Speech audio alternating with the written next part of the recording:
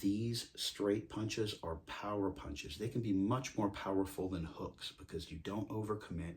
You can really target the knockout points, the sensitive points, the lethal points in martial arts and boxing, whether it's on the street or in a self-defense situation. You know, if you want to go to the gym and learn competitive boxing, how to rhythm around and outpoint somebody, that's great. This is more like applications that everyday people who aren't necessarily in shape for that can potentially use. And I know it's terrifying if you've never been in a fight, you've never hit somebody, you've never been hit.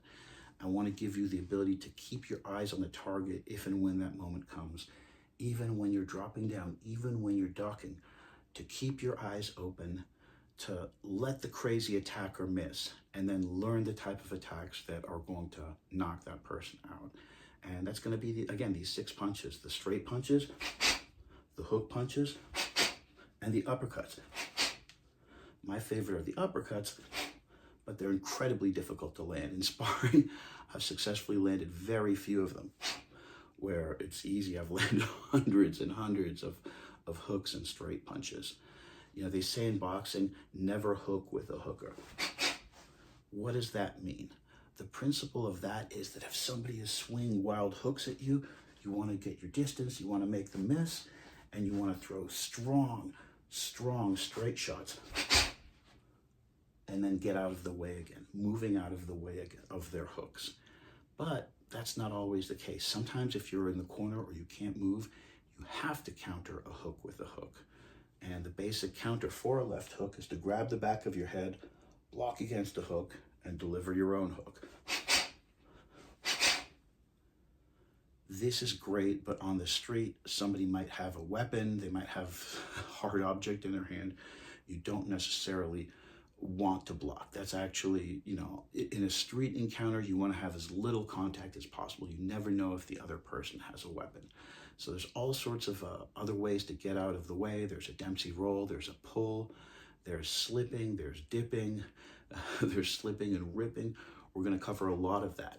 But as far as for the beginners, the basics, remember, if something is coming at your head, move out of the way. Get out of the way.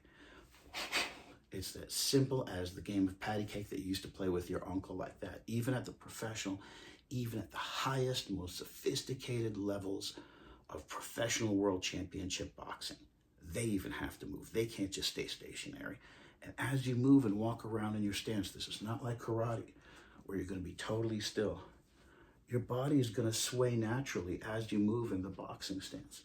And in Muay Thai as well. And this lends itself to centuries, millennium, 1900 years in terms of, you know, sorry, you know, this is a boxing video, or busting out with the Muay Thai, but that's because all these ancient arts, and, you know, boxing, of course, dating back to 16th, 17th century bare knuckle, it all comes from feet. It all comes from this deep horse stance, this deep leg bend, the gluteal chain, which is the hamstrings, the glutes, and the lower back. That's where the power is, this bending. And that's why for beginners, like I said, it's so difficult. More than anything, you want to do the fancy stuff, but none of that will be effective. And all of it will be delivered in a way that will harm you if you don't have a solid base, if you're not on both feet. And it took me decades to really understand the importance of that.